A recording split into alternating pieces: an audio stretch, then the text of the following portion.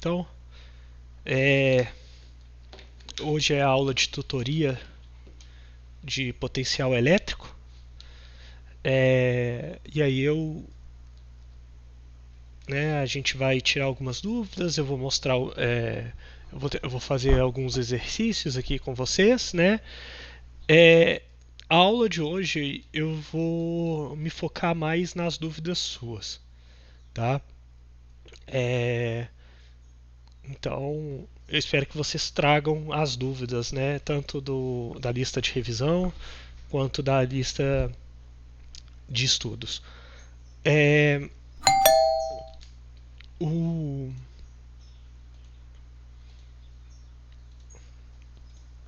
o Joaquim já tinha me mandado uma questão, né? Perguntado, então eu acho que eu vou começar por ela, tá?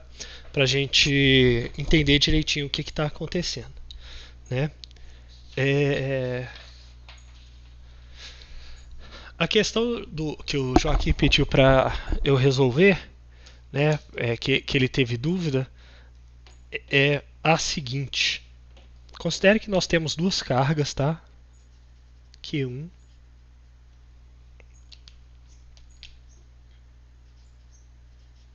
e Q2. E elas têm uma distância x, tá? Entre elas, tá? Eu vou considerar que a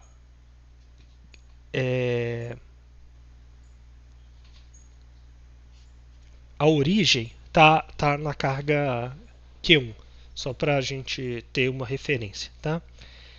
E aí a pergunta é a seguinte: para quais valores de x no intervalo de, de 0 a 2, né? Porque eu acho que o x é igual a 2 metros, o potencial elétrico é zero. Eu vou fazer a questão sem essa consideração que tem que estar entre 0 ou 2, né? Eu vou considerar, vou fazer geral no eixo x, tá? Eu vou fazer geral no eixo x. Só para a gente não confundir, tá? Porque eu vou usar x como a posição, eu vou chamar esse x, essa distância entre as duas cargas, de x0, tá bom? Todo mundo entendeu a questão? Eu quero saber o potencial, onde o potencial elétrico é nulo ao longo do eixo x. É isso que a gente quer saber nessa questão. Tá? Como é que a gente faz isso? Tá? O potencial elétrico, como o campo elétrico, em qualquer ponto, vai ser a soma individual dos potenciais elétricos gerados por cada carga, né? A ideia do princípio da superposição, ele passa também para o potencial elétrico. Então, o potencial de 1 vai ser Q1 sobre x, né? Aí aqui x eu estou considerando que é um ponto qualquer, tá? Então, por exemplo, um ponto qualquer aqui no eixo x, tá?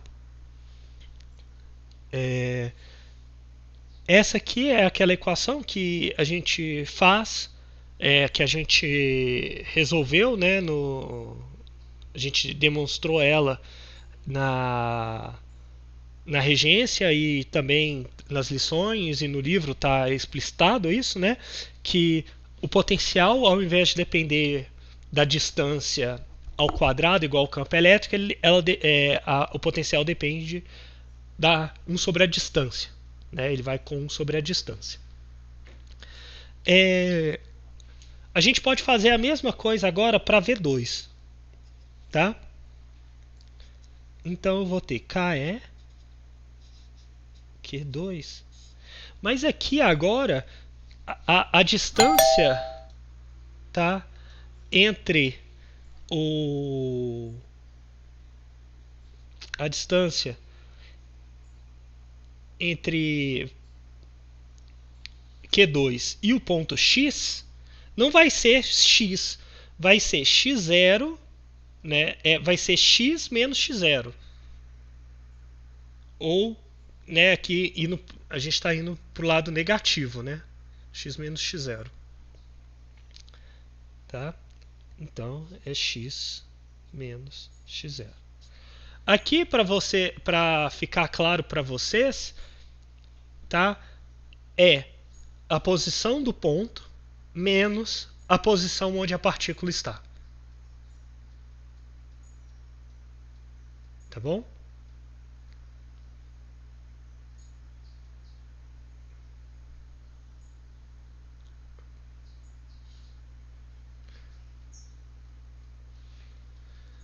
Tá, por que é menos? Aqui, ó, eu quero esse ponto D aqui, tá? Esse segmento de reta D. Esse segmento de reta D, né? Se a gente for pensar na distância, ele é x0 menos x módulo, né? Ou o módulo de x menos x0, que não faz diferença, tá? O que mas por que aqui vai ser x menos x0, não x0 menos x? Né? A gente vai ter algo que está indo na direção negativa.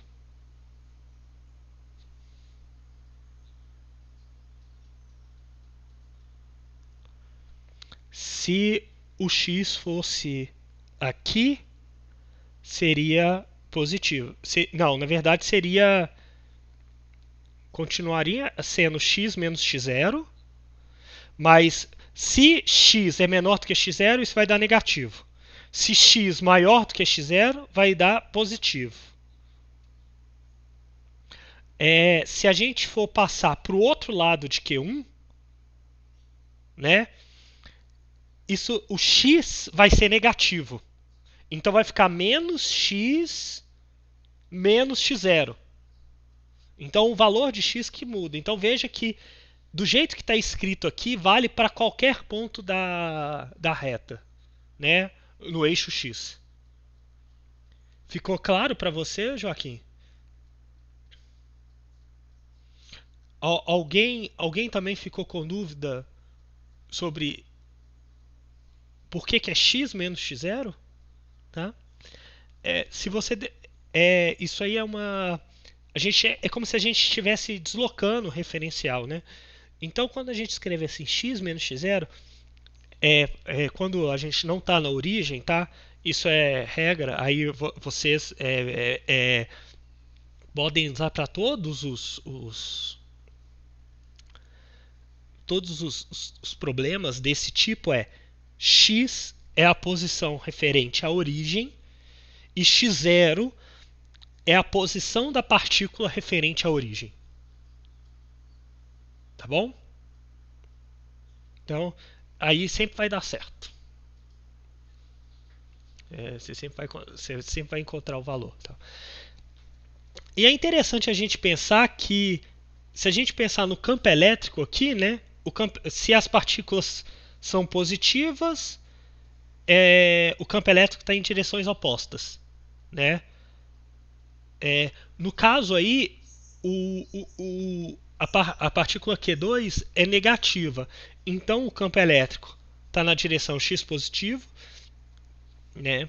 Aqui, ó, o campo elétrico é nessa direção. E o campo elétrico também da partícula 1 também é na mesma direção. Então veja que se os campos elétricos são na mesma direção, quer dizer que os potenciais elétricos vão somar. E veja que isso está ocorrendo, né? Aqui, Q1 é positivo e X é positivo, do jeito que a gente descreveu ali, né, naquele ponto. Então, beleza, tá certinho. X menos x0 é negativo, né, nessa situação, porque a gente está falando de um x0 maior do que x.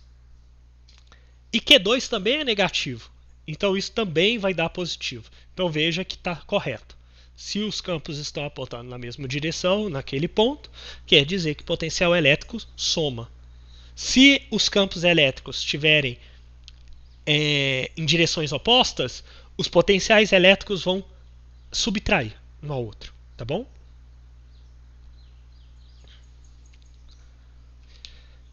Beleza. Se eu tenho esses dois, o potencial total, né, vai ser igual a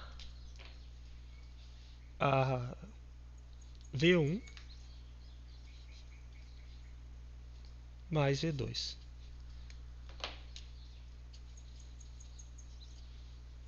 Então isso vai dar que é Q1 sobre X igual que é Q2 sobre X menos X0.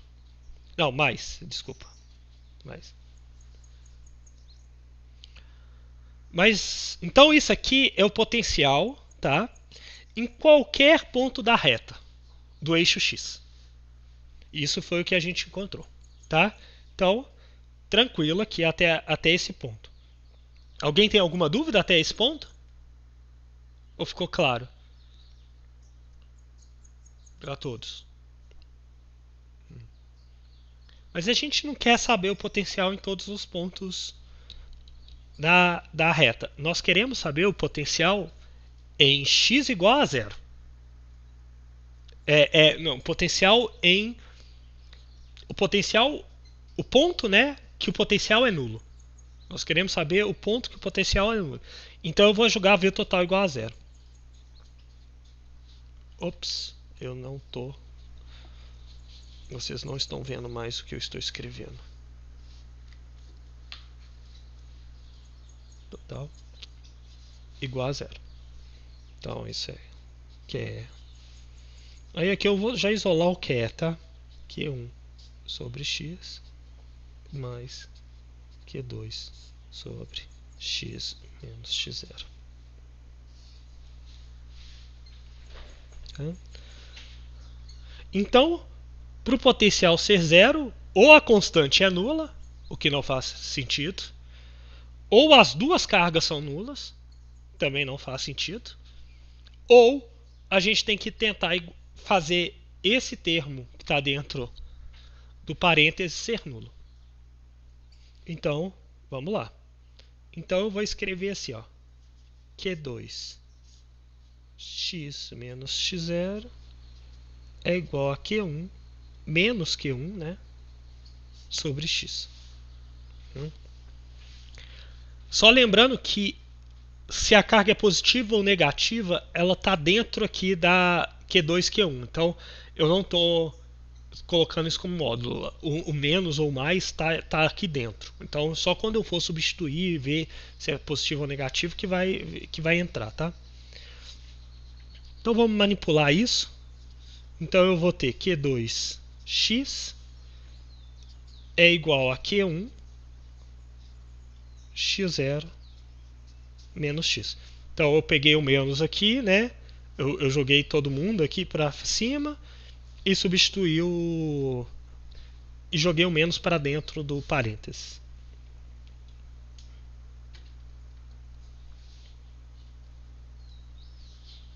Então eu vou isolar x, então vai ficar x é igual a Q1 x0 sobre Q1 mais Q2. Tá?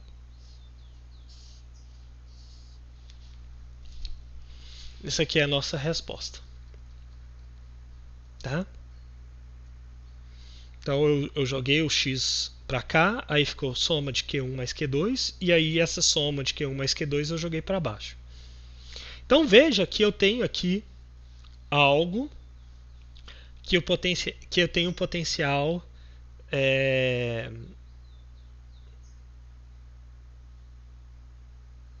a posição x onde o potencial é nulo. Vamos fazer uma análise aqui, tá? A primeira coisa é, as duas cargas são positivas, tá? Se as duas cargas são positivas, esse número aqui, né, é um número positivo, né, maior do que 1. Né? Eu posso escrever assim, para ficar bem mais claro. Ó.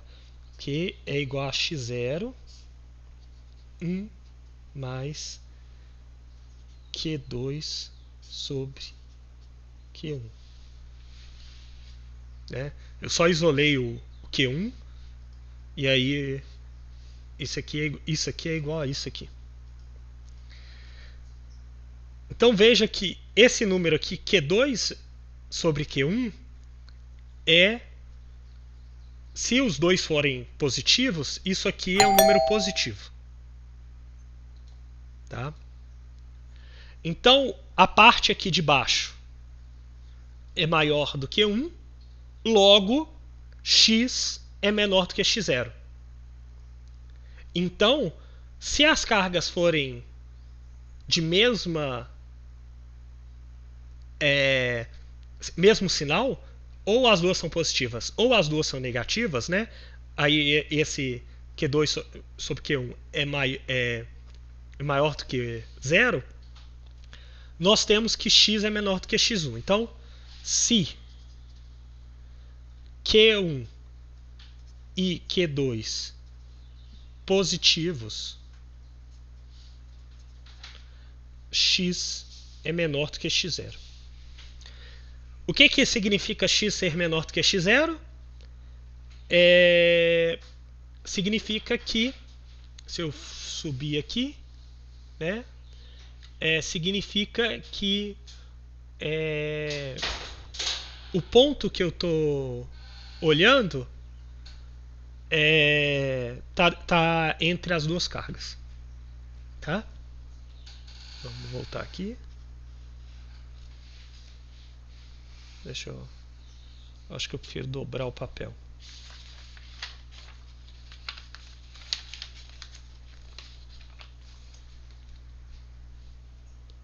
Ficou meio torto. Deixa eu só acertar aqui. Beleza. Tá? Nós temos isso. Porém, a questão diz que a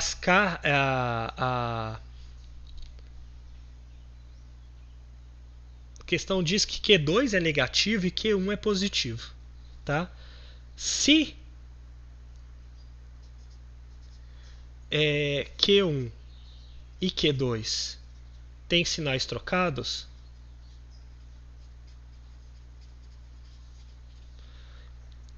é 1 mais Q2 sobre Q1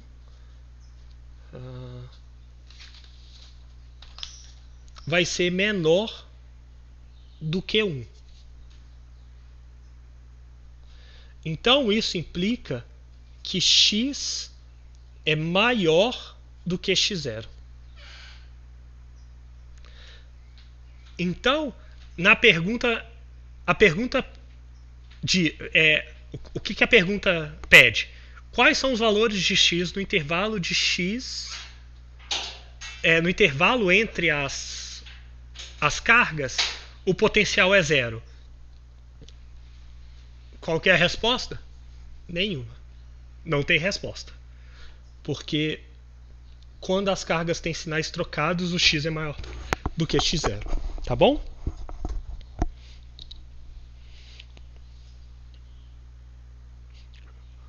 Respondi sua dúvida, Joaquim? Alguém também ficou com tem alguma dúvida nessa resolução que eu acabei de fazer? Ou de algum conceito que eu usei para avaliar essa questão?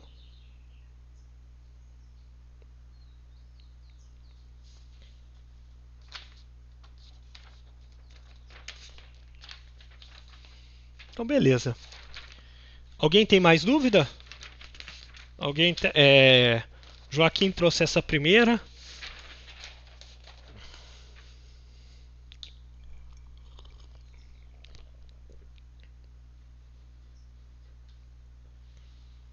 Alguma dúvida de conceito que não ficou claro para vocês nas lições, na aula de regência? que já foi disponibilizada lá a gravação para quem não participou presencial sincronamente.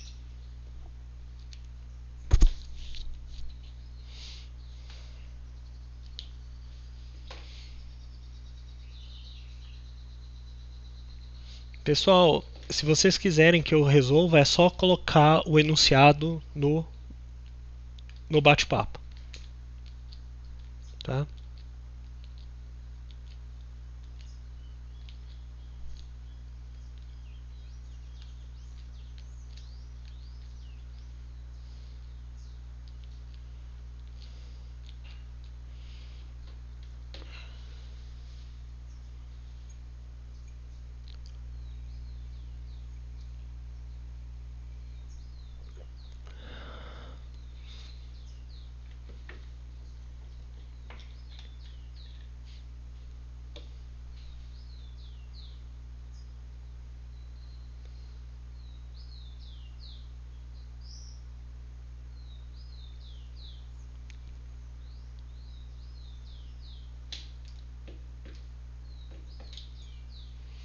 É, eu peço para vocês colarem a questão no bate-papo, porque as questões da lista de revisão são aleatórias. Então eu não consigo fazer.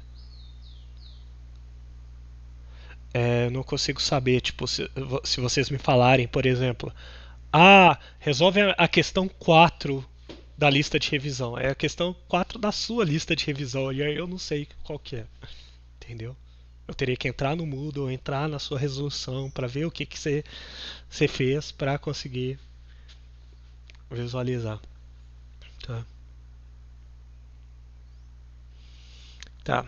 O João Pedro postou aqui uma questão que ele quer que a gente discuta. Duas esferas isolantes têm raios 0,3 e 0,5 centímetros e massas de 0,1 kg e 0,7 kg. Então eu gosto de começar a desenhar essas coisas, né? As cargas são uniformemente distribuídas ao longo da esfera. Elas são liberadas de repouso do centro. Tá, então elas estão separadas de 1 metro.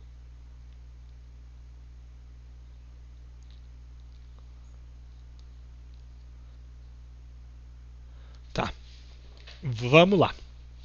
Então o que a gente tem? A gente tem duas esferas. Tá?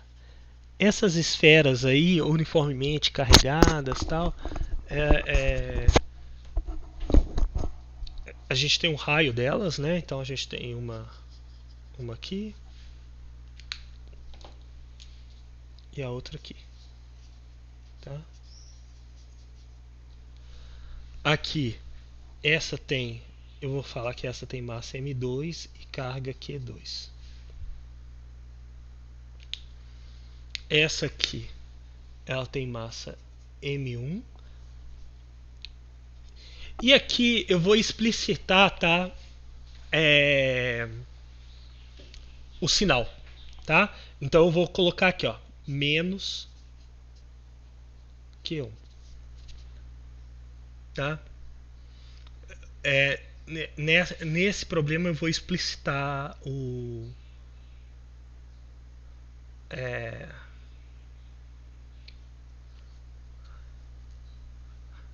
sinal, diferente do outro. E a princípio elas estão a uma distância D. Eu vou chamar de D, tá? Essa distância é uma distância entre os centros, tá?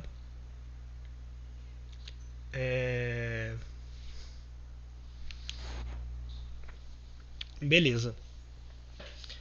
O que a gente quer saber? A gente quer saber a velocidade quando da partícula M1 quando ela se colide com a partícula M2. Então, a gente vai ver, a gente está nessa configuração e ao final nós estaremos com essa configuração aqui, ó. né? Eu vou só desenhar aqui. Está assim, né? E aí a distância entre elas, tá? A distância entre elas vai ser, eu vou chamar de R1 mais R2. Aqui ficou muito apertado, R1 mais R2, tá? Então essa é a distância final do problema, tá?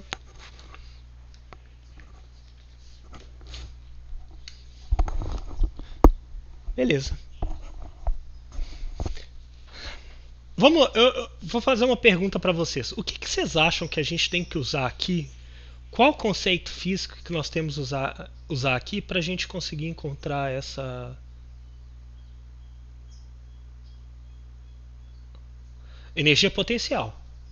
Sim, a gente vai ter que calcular as energias potenciais. Mas tem outro conceito que é importante aqui, né? A gente pensar o que está acontecendo para a gente resolver esse problema. Qual é ele? Conservação da energia, exatamente. Veja que a gente não tem forças externas a esse esse problema, né? As forças são internas, as forças são entre as partes que formam nosso sistema, a massa M1 e a massa M2. Então isso nos diz que não tem ninguém fornecendo energia, né, fazendo trabalho externo nessas partes ou de alguma maneira. Então a única mudança de energia é dentro entre elas, né? Então a gente pode definir uma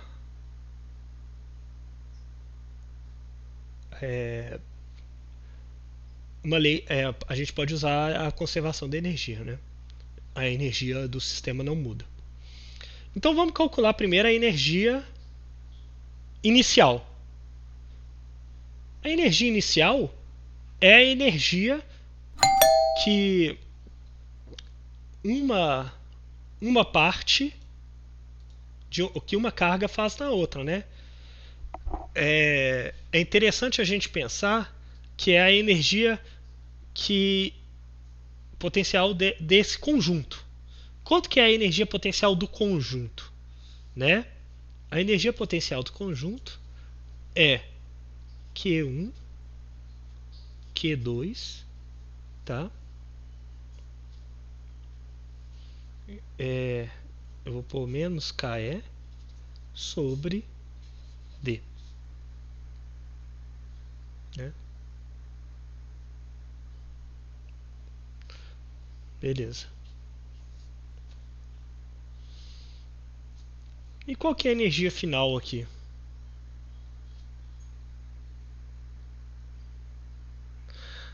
Porque não é a soma das cargas. A soma das, igual a gente fez no problema anterior. Ali é o potencial elétrico. Aqui, ó, voltando aqui, ó.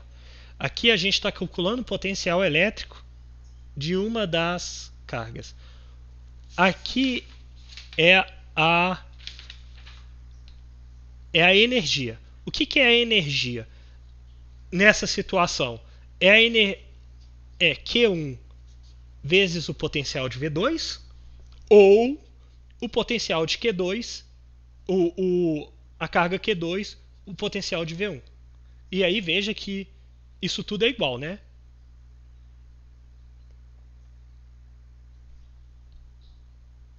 Aqui é menos, né?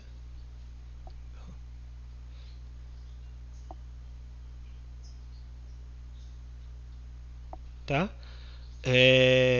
Lá a gente estava calculando o potencial que o par de cargas gerava. Aqui a gente está calculando a energia potencial armazenada na distribuição de cargas. Então a gente faz desse jeito. Tá? Só para deixar claro, tá? É só fazer uma pausa aqui nesse problema que Não, não, vou deixar, para não confundir, eu vou deixar para depois, que aí eu explico se a gente tivesse uma terceira carga aqui, como é que ficaria. Vamos resolver esse problema primeiro, que aí depois a gente vai para outras coisas. Beleza. Então, eu vou chamar essa de energia inicial, in. Aí, eu quero a energia final. Como é que ela é? Tá? Então, essa é a energia in. Aqui eu vou falar a energia total out. A energia total, deixa eu out. O que é a energia final? Vai ser as energias cinéticas da carga 1, a energia cinética da carga 2, mais o potencial, né, final, que eu vou chamar de potencial out.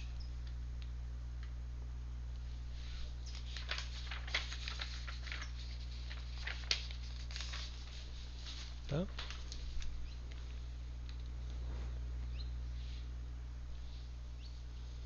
Beleza.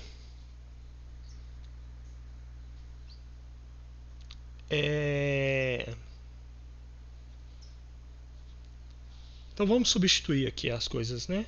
A energia final é igual M1 V1 ao quadrado sobre 2 mais M2 V2 ao quadrado sobre 2 mais a energia cinética armazenada no sistema. Quem que é essa energia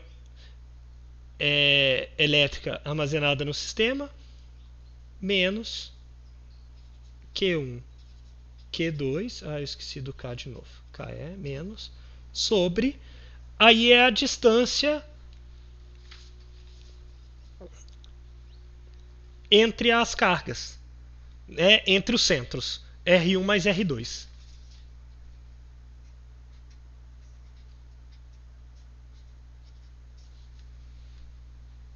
Tá bom?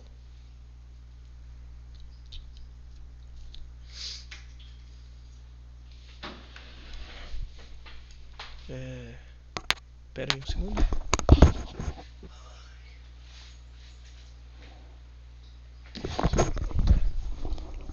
Tá. Considerando. Então, elas estão em repouso, tá? Quando a distância é d. E agora elas têm uma velocidade, porque elas se aproximam. Eu não sei, tá? Aí que tá. Eu não sei se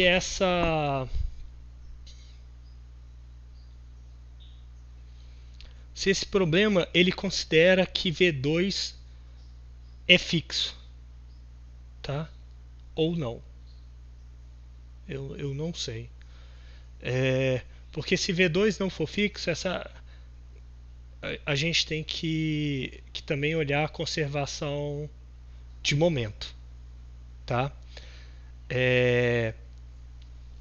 Eu vou fazer do jeito mais difícil, que é tanto a energia tem que conservar quanto o momento tem que conservar. Então, o momento inicial é igual a zero, porque todas as cargas estão paradas. O momento final tem que ser zero também. Mas o momento final que nós temos, né, é igual M1V1 mais M2V2. Então, eu quero saber a carga, a velocidade de V1. Então, V1 é igual a menos M2V2 sobre M1.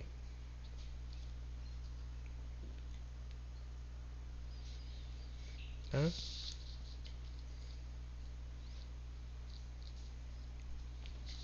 Então agora eu vou fazer as substituições, tá? Eu vou fazer as substituições. Então, E-in é igual E-out. Tá?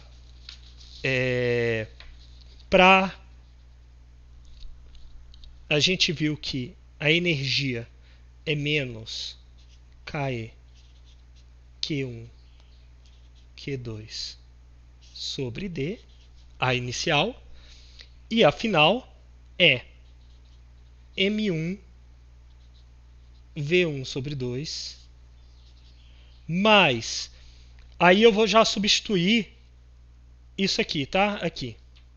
Eu escrevi errado, tá? Eu quero ao contrário. Eu quero substituir V2. Então é V2 é igual a menos M1 V1 sobre M2. Tá? Então eu vou substituir o V2 porque eu quero só eu só quero ter V1. Ops, vocês não estão vendo, desculpa. Vocês não estão vendo. Então, aí eu tenho, substituindo V2, eu tenho que isso é M1 V1 sobre M2 ao quadrado menos agora o nosso KE Q1 Q2 sobre R1 mais R2. Todo mundo entendeu o que eu estou fazendo aqui? Lembra que qualquer sistema tem conservação de momento e conservação de energia. Então o que eu fiz foi peguei a conservação de energia e substituí. Então a energia inicial é igual à energia final. E a partir da conservação de momento, eu substituí V2. Deixando essa equação só dependendo de V1. Tá, o que eu vou fazer agora? Para a gente finalizar as contas. Eu vou passar essa componente aqui para o outro lado. Tá? Para o outro lado. Então, eu vou ter que KE é igual KE Q1 Q2 é igual a 1 sobre R1 mais R2 menos 1 sobre D. Isso de um lado.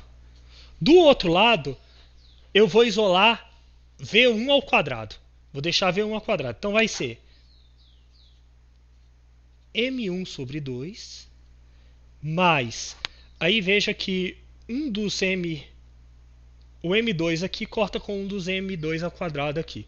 Então vai ficar M1 ao quadrado sobre M2, aqui 2 também, né? Vezes o V1 ao quadrado. Tá? Olha que legal, tá? Uma das coisas para ver se a gente está fazendo as contas certas é ver se essas coisas fazem sentido. Eu tenho V1 ao quadrado aqui. Então eu vou ter que tirar a raiz quadrada. Então, todos os números, né? Esse número aqui tem que ser um número maior do que zero. Beleza?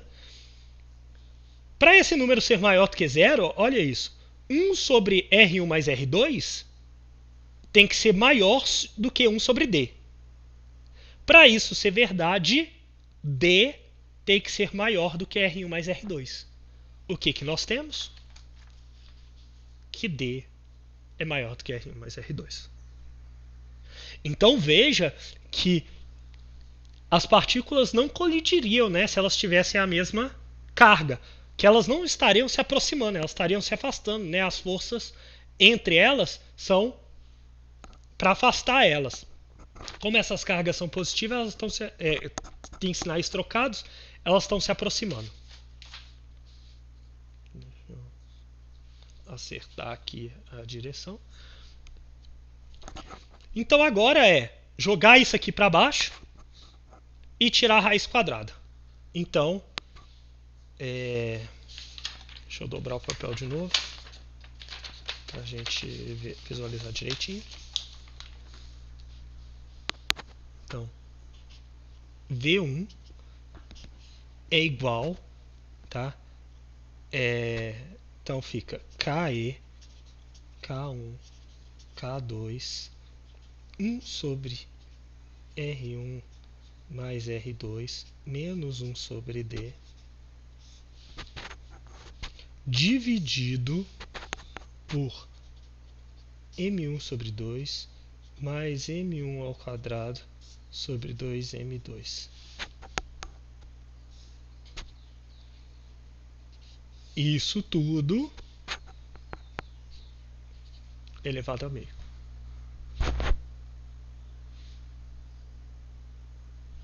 Então, essa é a resposta. João Pedro, consegui responder sua dúvida? Alguém tem mais alguma dúvida sobre essa questão? Muito legal. Essa questão é muito legal. Eu gosto muito dela. Que ela recupera conceitos que são extremamente importantes, que a gente parece que não são, mas são assim. Nosso dia a dia é governado por ela, que são essas conservações, né? Então, tanto conservação da energia quanto conservação do momento, né?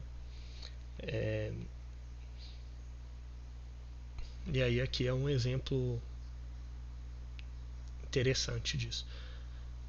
Aí só avisando, caso uma das partículas, por exemplo, se V2 estivesse parado, né, aí não tem conservação de momento, porque tem alguma coisa travando, né, tem alguém fornecendo, travando a partícula ali. Então o momento não se conserva mais. Tem uma força de atrito, de qualquer coisa que trava a partícula lá. Aí não tem a conservação de momento. Mas como tudo está livre, não tem nenhuma força externa, e por exemplo, nesse exemplo que eu disse que uma está parada, a força externa é que mantém uma das partículas paradas, a gente tem conservação de momento, conservação da energia. Beleza?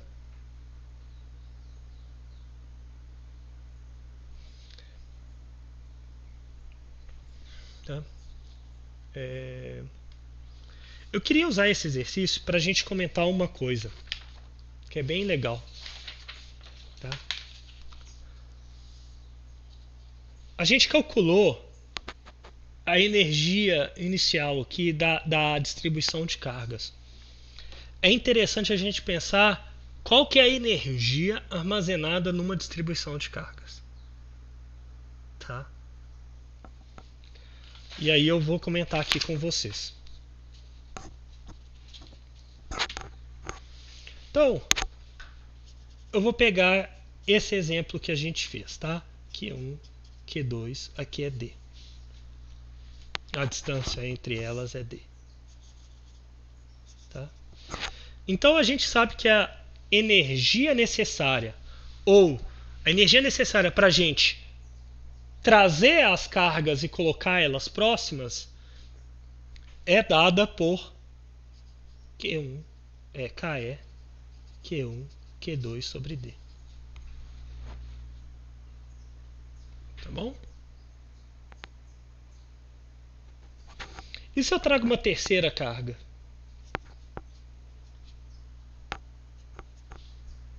Né? Qual que vai ser a minha energia? A minha energia vai ser, aqui eu vou considerar, tá? Aí eu vou identificar aqui D12, D13 e D23. Então o que a gente vai ter? A gente vai ter energia entre todas as cargas, que é QE, Q1, Q2 sobre D1, D2 e assim por diante.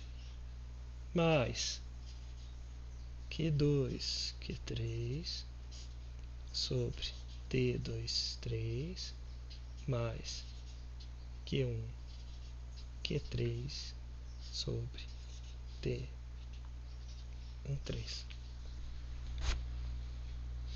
Se eu tiver uma quarta carga, uma quinta carga, se eu for trazendo cargas, né? O que eu vou ter? Eu vou ter que somar todas as cargas, né? Então, geralmente, o que a gente faz? A gente soma, tá? Então fica assim, ó, KE, a gente soma, tá? Em I, soma em J, QI, QJ sobre D e J. Deixa eu estar cortando novamente. Então vou subir aqui. D e J. Tá? Porém, eu tenho que falar qual que é a carga que chegou primeiro, né? Porque eu trago a primeira, aí é 0. Eu trago a segunda, eu tenho isso. Eu trago a terceira, eu tenho isso. E veja que vai aparecer, aqui é I diferente de J, tá? I diferente de J. E veja que se eu não identificar que I e J são diferentes, maiores um do que o outro, eu vou ter que Q, por exemplo, Q1, Q2. E depois eu vou ter Q2, Q1. Então a gente geralmente coloca sobre 2. Calma que eu vou transformar numa integral. Eu estou falando de cargas discretas primeiro. Então tem um 2 aqui para a gente ter o I diferente de J só. Tá? Então a gente tem o 2 para a gente cancelar esse quando Q1, Q2 e Q2, Q1. Porque não tem dois termos que é Q1 e Q2. Tem só um termo. Né? Q1 e Q2 só tem um termo. Então a gente coloca isso. Então se vocês forem ver a energia armazenada em uma distribuição de cargas, tem um 2 aqui embaixo. Tá bom?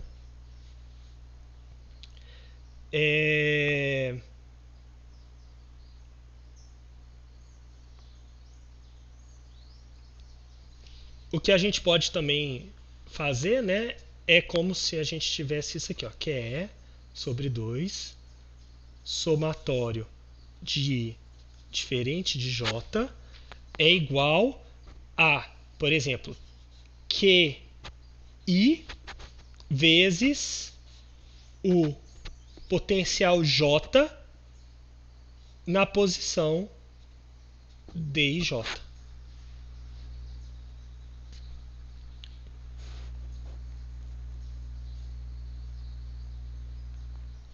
O sobre 2, ô Vitória, é o seguinte. Veja que eu vou ter termos que é, por exemplo, Q1, Q2 e termos que são Q2, Q1. Né? Eu vou ter termos quando eu faço a soma, né? Eu vou substituindo os valores de I e J. Aí eu vou ter termo, por exemplo, Q2, Q3, mas eu também vou ter termos Q3, Q2. E assim por diante. E assim por diante. Então veja que eu tenho dois termos sempre. Mas esses termos são iguais.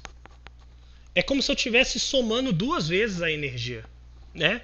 Veja que nesse caso, que eu fiz explicitamente para 3 cargas. Veja que só tem um termo que depende de Q1 e Q2. Só tem um termo que depende de Q2 e Q3. E assim por diante. Então, eu divido por 2 para compensar essa relação aqui de comutação, que Q1 e Q2 é igual a Q2 e Q1. Então eu coloco o meio aqui. Ficou claro, Vitória? Por causa do 2?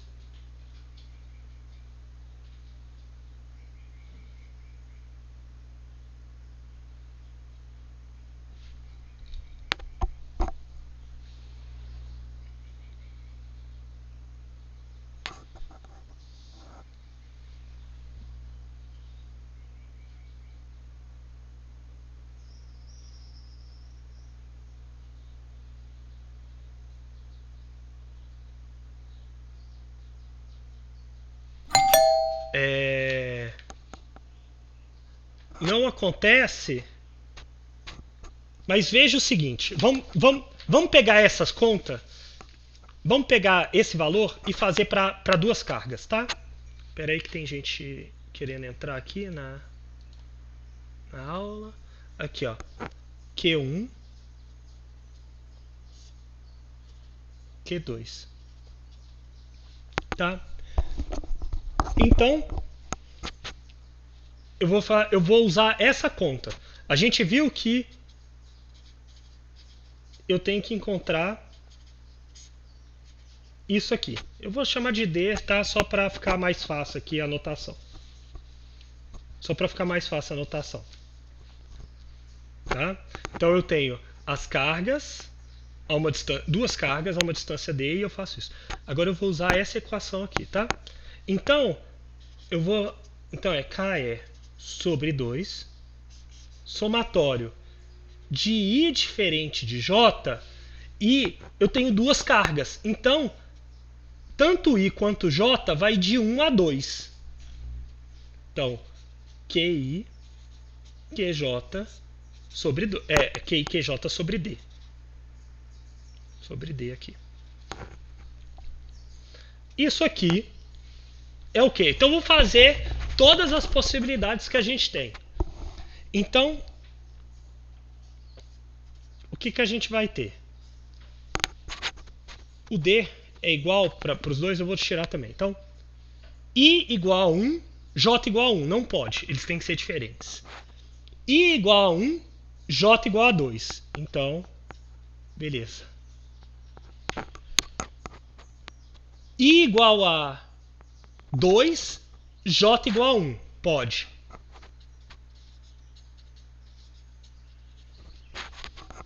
I igual a 2, J igual a 2. Não pode porque eles têm que ser diferentes. Então só tem esses 2 termos. Esses 2 termos não são 2 vezes Q1, Q2?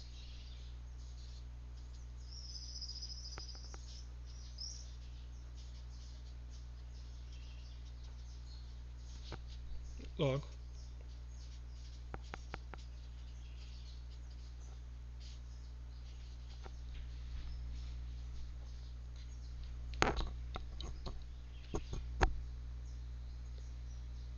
Ficou claro agora com o exemplo?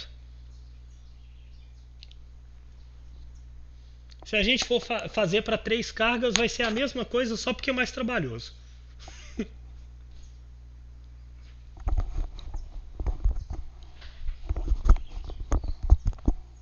Não, de nada. Estamos aqui para isso. Tá? Então a gente tem essas coisas aqui.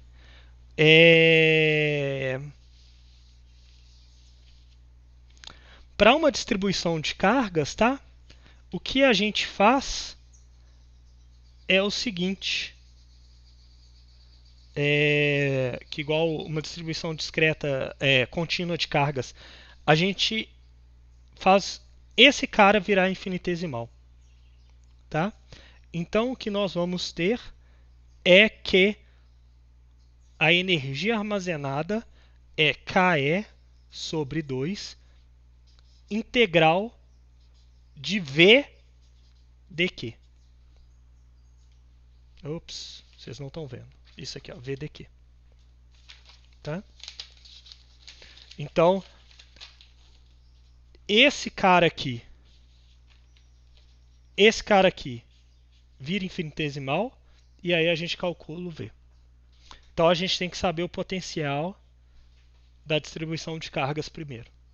Como é que é no espaço inteiro, inclusive dentro dela, para a gente fazer essa conta. E aí essa é a energia armazenada. No caso, se for uma distribuição discreta. Tá? Veja que isso aqui é diferente, tá? Isso aqui é a energia armazenada, tá? Na distribuição de cargas. É o quanto eu preciso para juntar essas cargas. Para eu saber qual que é o potencial, a energia que uma carga sente a partir de uma distribuição de carga sente a partir de um potencial, não tem o 2. Tá? Não tem o 2.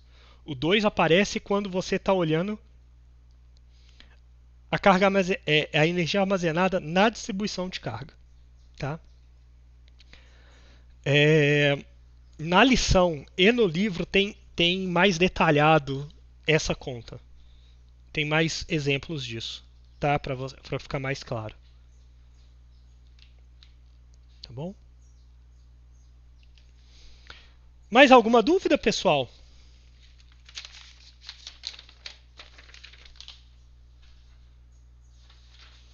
Quem tiver dúvida é só postar no fórum, no bate-papo aí. Que aí a gente resolve.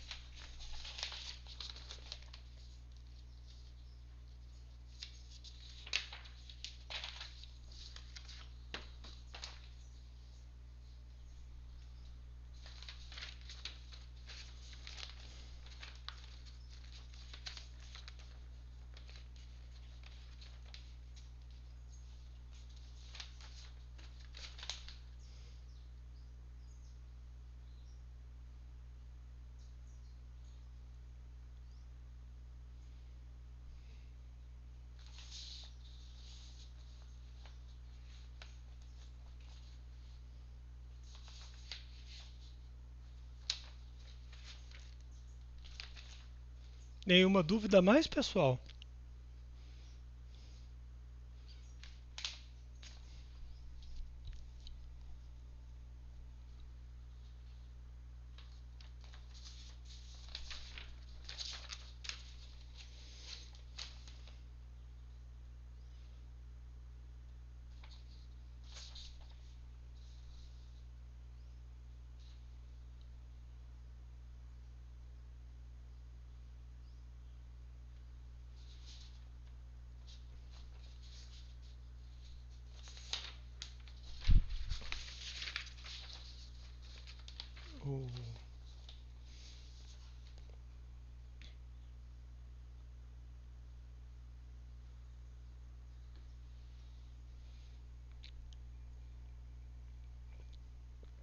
Pode colocar aí, ô Joaquim.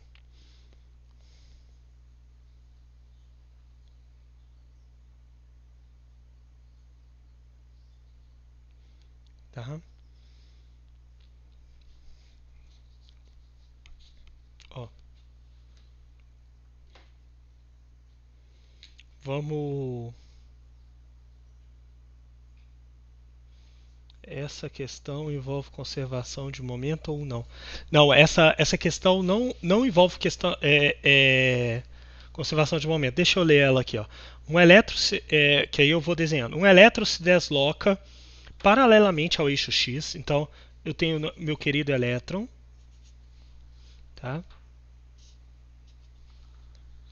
E ele está se deslocando com uma velocidade v no eixo X. Tá? E aí, depois de um tempo, esse elétron se desloca, né? Ele está se deslocando. Depois de um tempo, ele está com uma velocidade, eu vou chamar essa velocidade v final. e aqui de V inicial, tá bom? E aí eu quero ver o que acontece, né, com esse elétron. Vamos o que eu aconselho para vocês nesses exercícios vocês fazerem, tá? Comece pela conservação de energia.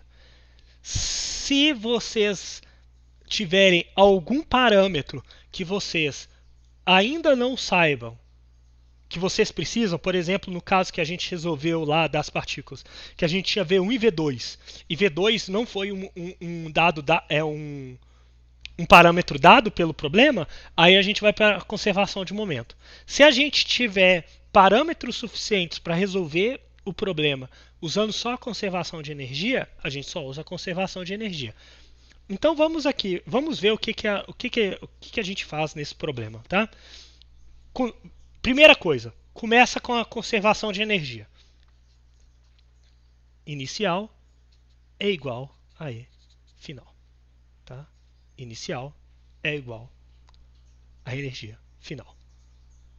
Primeira coisa, antes da gente pensar em conservação de momento, tá? Vamos pensar na conservação de energia. Tá. Quem que é a energia inicial? Tá? A energia inicial, se é um elétron, a gente sabe a massa dele, então a gente pode pôr o quê? E inicial ao quadrado sobre 2. E o problema diz que existe um potencial mesmo no espaço, né? E ele quer saber a diferença de potencial. Então, é mais a energia potencial elétrica do que o elétron está sentindo. Então, eu posso escrever que essa energia potencial é o que do elétron, né? Vezes o potencial nesse ponto inicial, tá?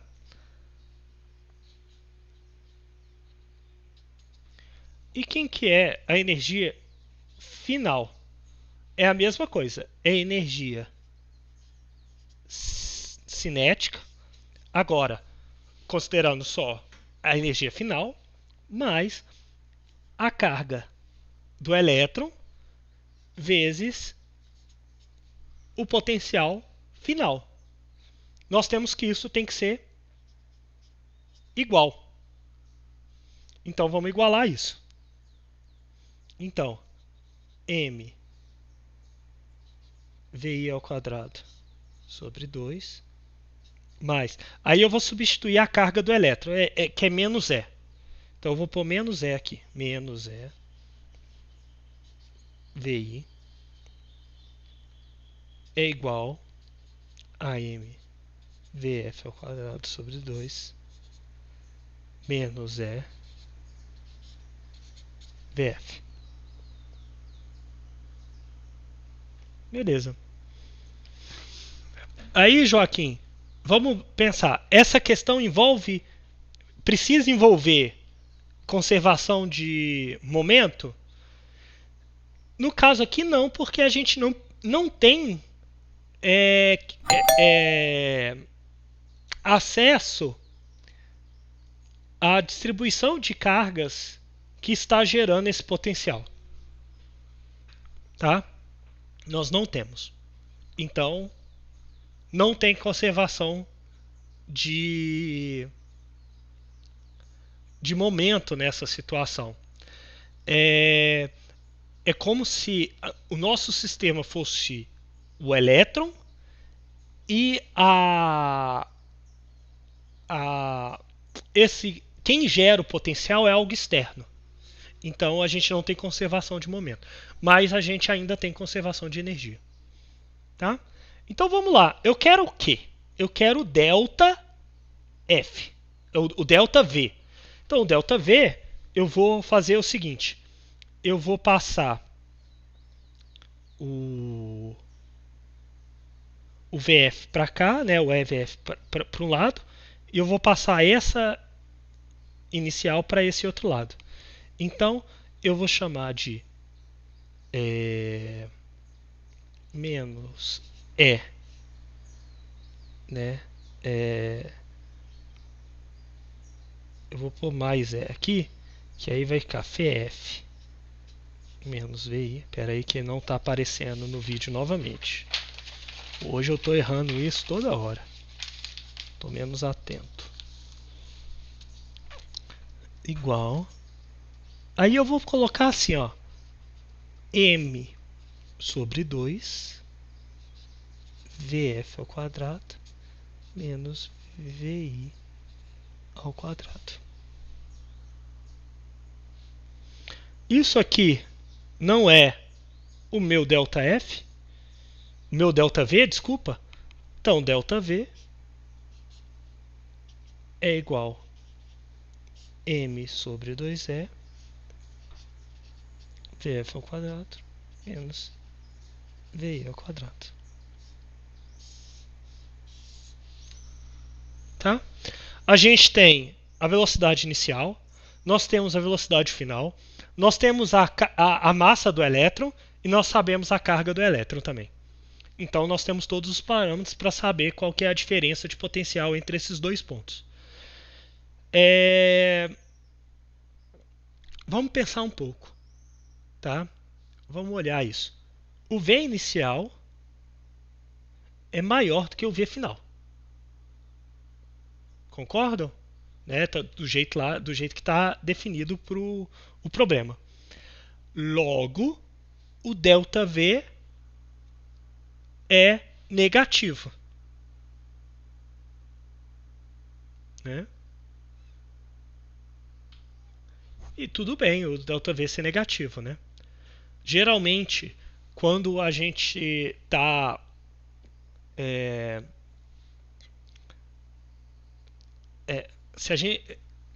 é mais ou menos se quando a gente troca a carga de positiva para negativa, é como se a gente estivesse, vamos dizer, invertendo o tempo. Né? Se eu tenho uma carga negativa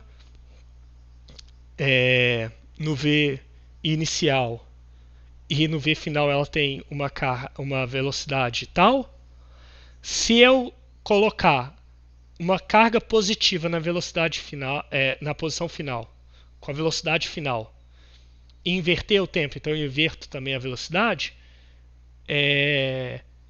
a velocidade inicial é como se eu estivesse vendo um filme ao contrário. Aí a velocidade final vira a velocidade inicial e vice-versa. A gente tem essa dinâmica se a gente troca cargas positivas por cargas negativas. É como se a gente estivesse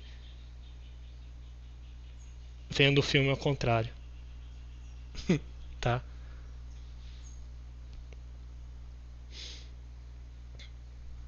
O que você falou aí? Agora você sacou o que você fez de errado? Você pode informar? Porque talvez possa ser um erro também que outros alunos cometeram ao fazer esse exercício.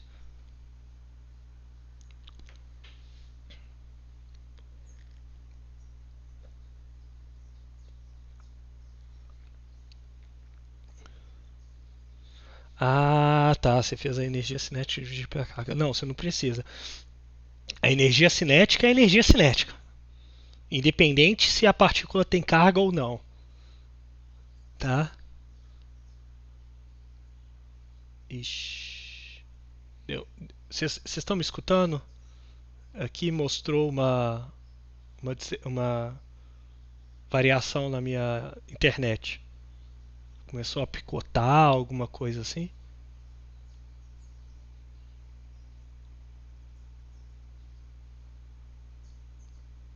Pessoal, vocês estão me escutando? Ah, beleza. Não, o Joaquim, a pensa o seguinte: se você está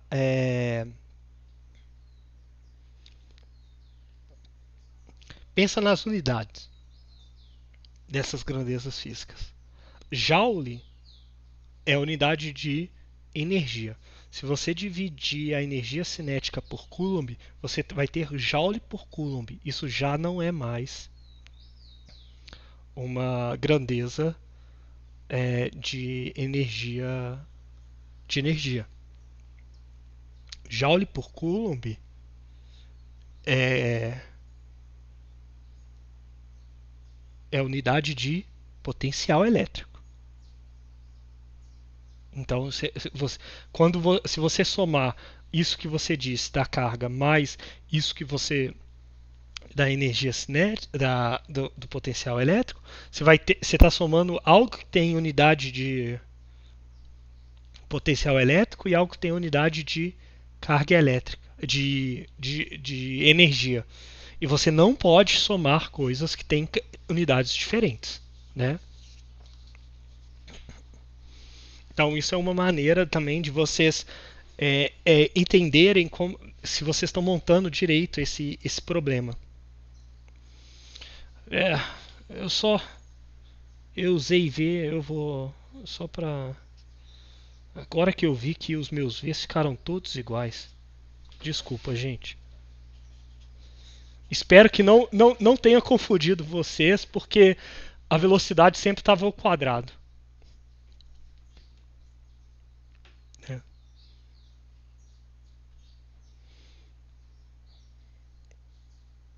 Mais alguma questão, pessoal? A gente tem tempo pelo menos para mais uma.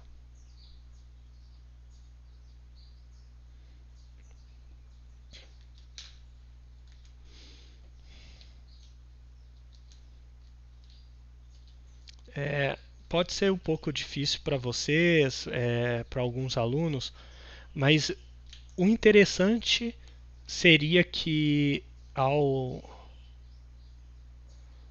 para essa aula vocês já tivessem feito pelo menos uma vez a,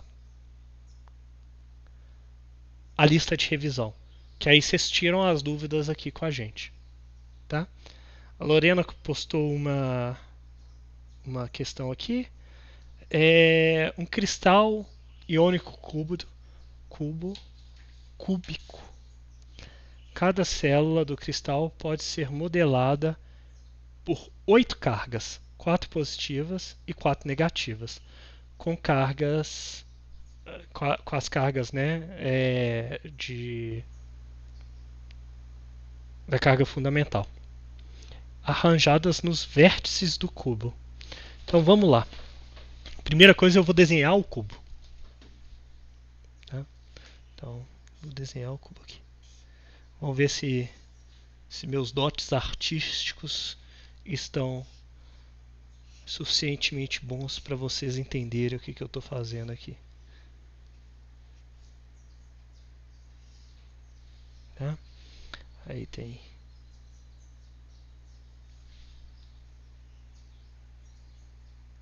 Tá? Então o que ele fala? Ele fala que tem cargas positivas e negativas, né?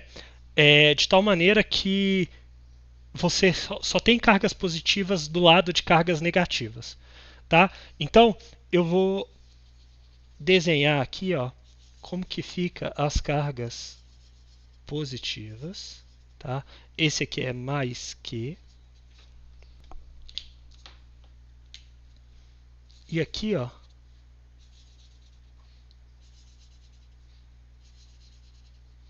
é menos que, tá? Beleza? Esse aí é a célula do cristal. O meu desenho que está torto, não é a câmera que está torta, não. As cargas são arranjadas de maneira alterada, né? É isso que eu disse. Calcule o potencial U desse arranjo em joules. Tá? O que ele quer o que ele está perguntando? Ele está te perguntando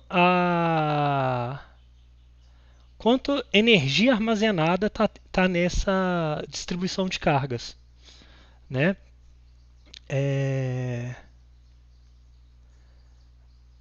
Peraí, vejo. Ele está perguntando num ponto, calcula a energia potencial U desse arranjo em joules, tá? Não, a energia potencial desse arranjo é a energia potencial do conjunto todo. Então, o que a gente vai fazer? A gente vai usar aquela equação que eu defini para vocês, que foi que a energia cinética armazenada, né, e uma distribuição de cargas é igual a QE sobre 2, somatório de I diferente de J, QI, QJ sobre D e J. Tá? E aí, a gente faz a conta. Tá?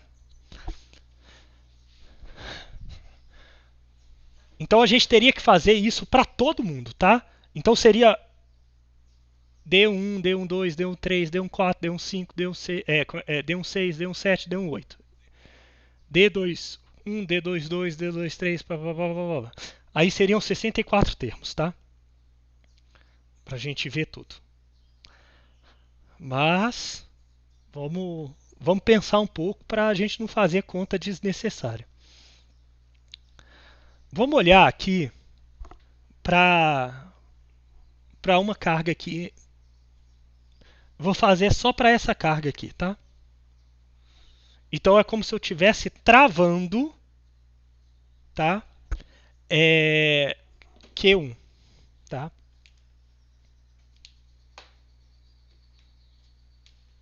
Então, eu vou pôr Q1 aqui, tá? Veja que se esse cubo tem lado D, tá? Que é o parâmetro que ele dá, eu tenho que 3 cargas, né, negativas estão a uma distância D dessa carga. Então eu vou colocar aqui, ó,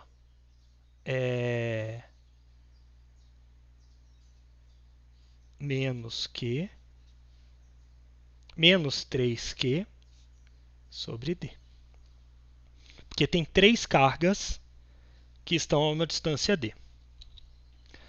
Existem 2 cargas positivas. Não, tem 3 cargas positivas. As outras 3 cargas positivas estão a uma distância que é o lado, né, a diagonal da face do cubo. Então, é a diagonal de um quadrado, que é raiz de 2D. Então, para as cargas positivas, vai ficar 3Q sobre raiz de 2D. E sobrou só uma última carga, que é essa aqui, ó. É a carga anteposta à diagonal do cubo, que é menos Q raiz de 3D.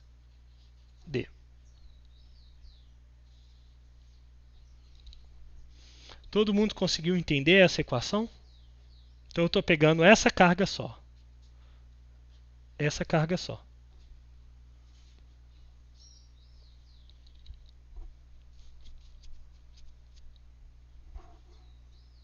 Todo mundo conseguiu ver isso?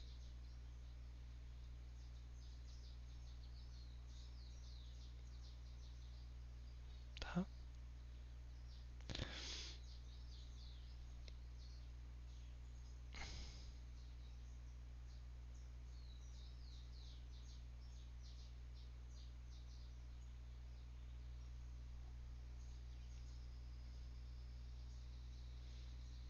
Por que fica as raízes?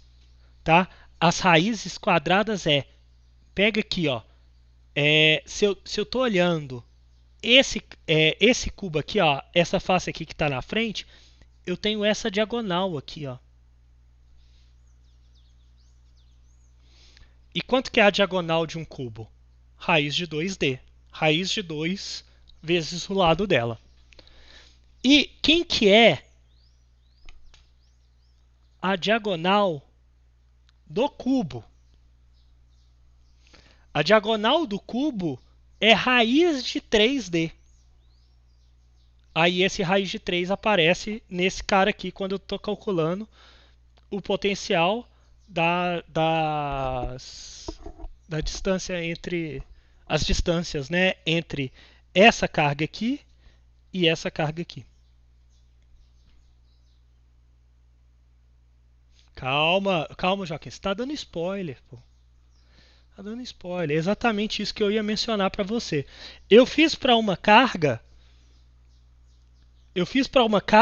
mas veja que esse potencial vale para todas as outras cargas positivas. Exatamente isso que o Joaquim tá mencionando. Então, o das cargas positivas, eu vou chamar essa de U+, vai ser 4 vezes mais.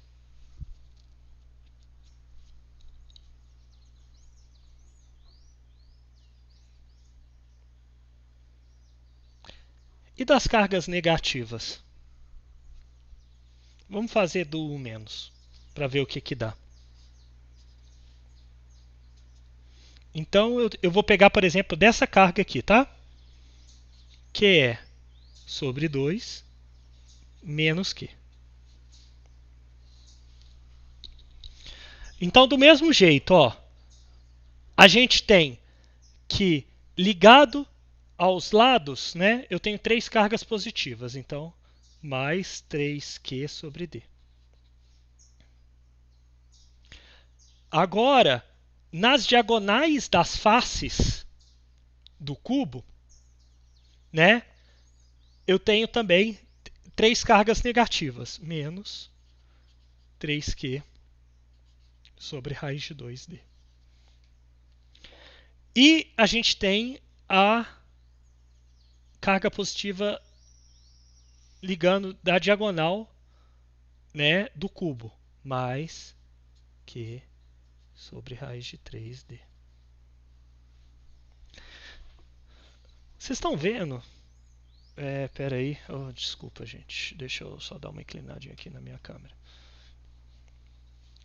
Vocês estão vendo que o U negativo é igual ao U positivo? Estão conseguindo visualizar isso? Aqui tem um menos, ó, por causa da carga negativa que a gente está calculando o potencial nela. E os outros todos são ao contrário, tá vendo? Então, o menos é igual ao mais. Então, a gente tem que o das cargas negativas mantém por causa da simetria, é igual ao menos, né? Mas também isso é igual a o mais. Então, o que a gente tem que a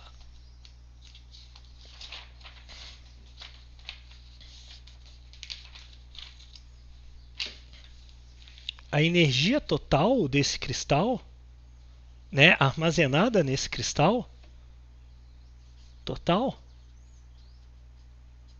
é KE, eu vou Q ao quadrado sobre 2, né, 8 vezes,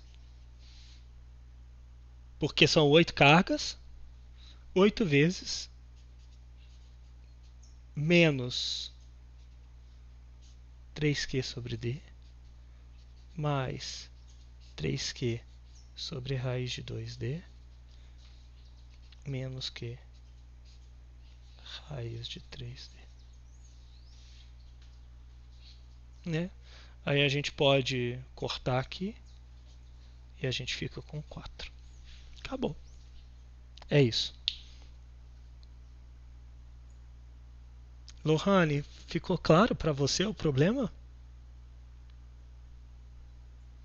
Ficou alguma coisa ainda?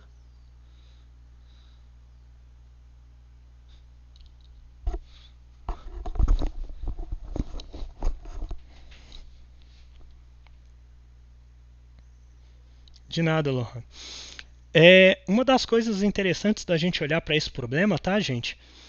É coisas que estão ligadas têm energia negativa. Vou tentar explicar novamente. Coisas que estão presas umas às outras têm energia negativa. Tá? O que isso quer dizer? Para a gente quebrar o cristal, a gente tem que fornecer energia.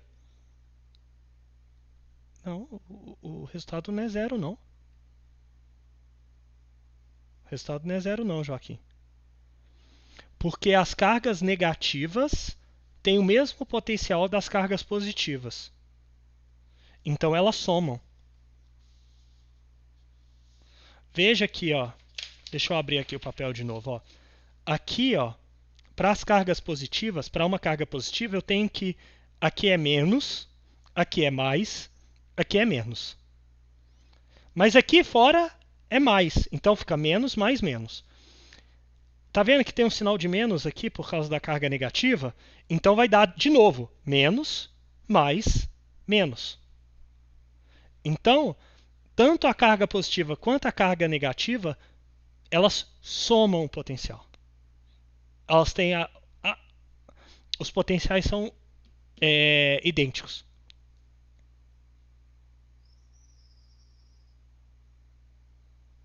Beleza?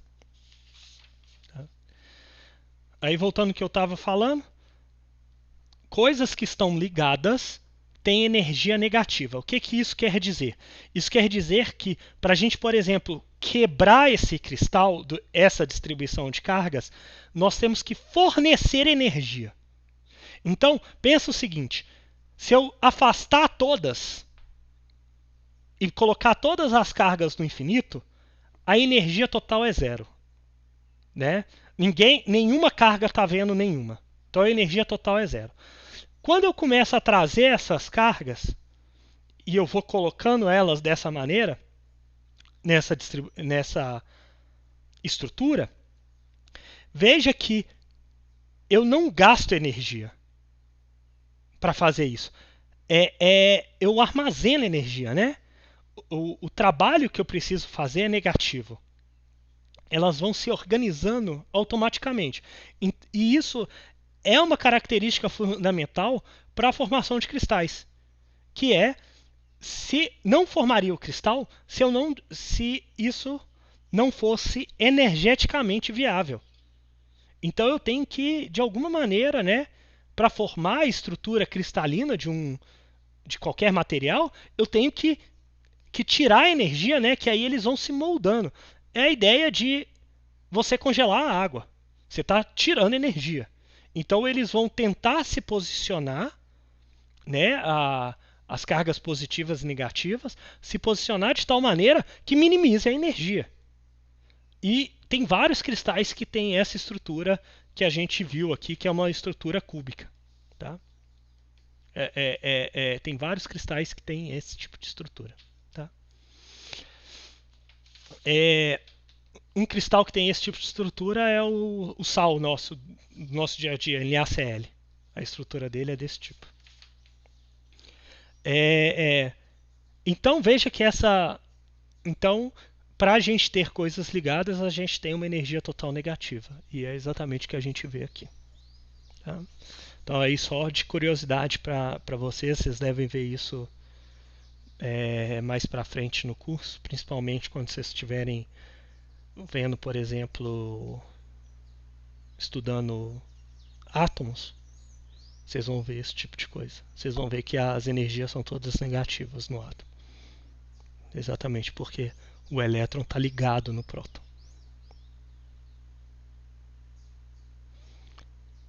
Mais alguma dúvida, pessoal?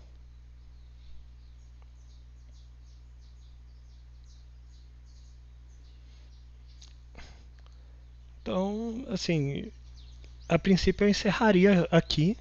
Fico à disposição de responder dúvidas que não são da matéria, são da disciplina ou conceitos que não ficaram claros para vocês após as lições e as aulas.